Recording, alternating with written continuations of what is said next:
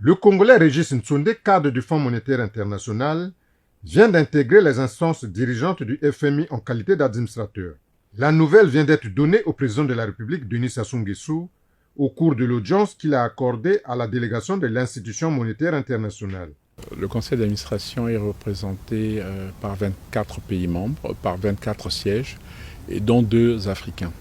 Et donc j'ai eu l'honneur d'être désigné comme administrateur pour 23 pays africains.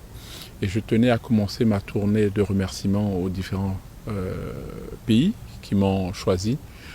Commencer par mon propre pays, le Congo-Brazzaville, et venir exprimer en personne ma gratitude, ma profonde gratitude pour l'appui, la nomination du Congo et son appui à mon élection.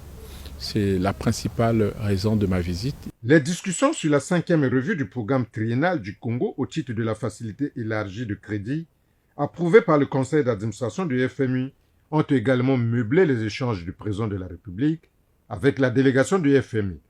Nous avons pu bénéficier de l'expérience et des conseils, des instructions de M. le Président de la République, M. Denis Sassou Nguesso, sur différentes questions, non seulement sur le programme du Congo avec le Fonds monétaire international, appuyé par la facilité élargie de crédit, mais également différents sujets sur l'agenda de l'économie mondiale, notamment les questions de dette. Vous savez que le fardeau du service de la dette est très lourd en ce moment pour nombre de pays africains.